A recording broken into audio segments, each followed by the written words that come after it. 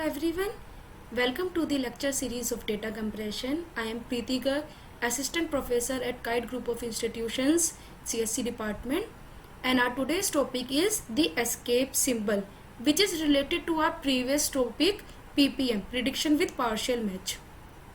So these are the contents which we are going to discuss today. What is escape symbol, then different methods used, conclusion and the references. So as we know, in the previous PPT we have already discussed, in the previous lecture we have discussed prediction with partial match. What we were doing, we were predicting the future value on the basis of the previous messages, right? And if any alphabet was not present, then we were encoding the escape symbol. So there are various methods to encode that escape symbol. As in PPM, we have used one count for the escape symbol, and today we will see some different methods to use the escape symbols. Okay, so this method was given by Clary and Witten. They call it method A, and the technique is known as PPM-A, prediction with partial match. So let's see an example. For example, that in any sequence that A is occurring 10 times, we have some symbols A, L and O. So A is occurring for 10 times.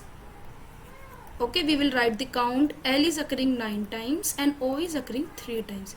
So what we were doing in that example, we were taking one more escape symbol and we were using one count for the escape. So if any alphabet was not matched, what we were doing, we were just coding this escape symbol.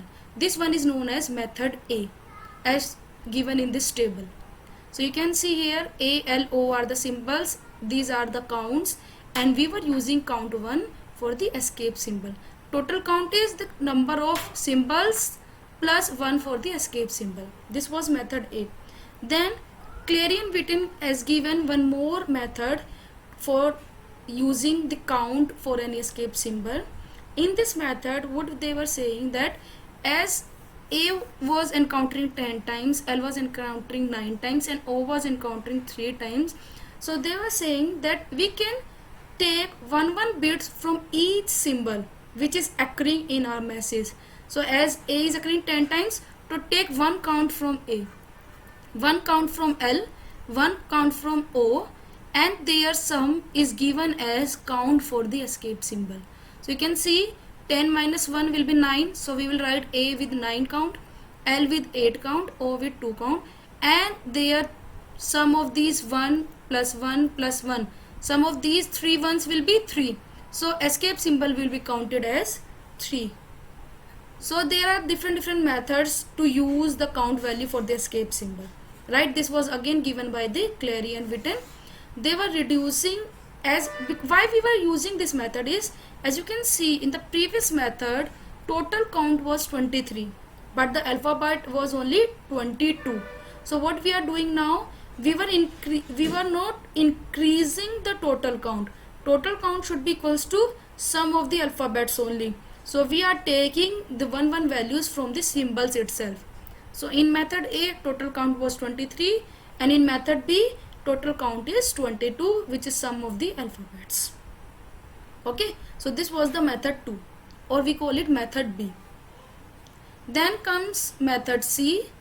In method C, it was given by Moffett, the reference number 2. What they said is that why to rob the count values from the symbols? We were robbing the values, no? We were taking one value from A, one for L, one from O. So we were robbing their values. Now we were not robbing the values from A, L and O. The total number of alphabets which we have, like here we have only 3 symbols. So 3 will be given as the count for the escape. Okay. In method A, the count for the escape was 1. In method B, the count of escape will be 1 value from each alphabet, sum of 1 value from each alphabet. So we were robbing the values from the all the alphabets.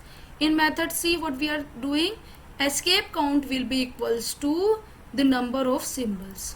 So here in this example we have 3 symbols, so escape count will be 3. For example, if we have these 4 symbols A, B, C, D in our message, this is a source with A, B, C, D. So in this case, escape symbol will have value 4, because we don't want to rob the values from the symbols itself. We can give a new value to the escape.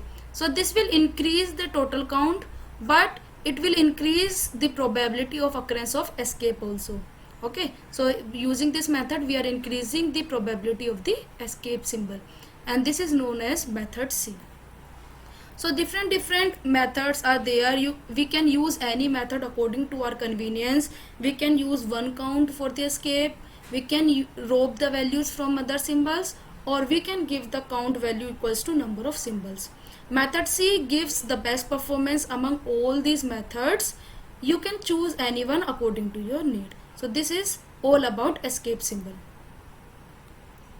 These are the references. Thank you everyone.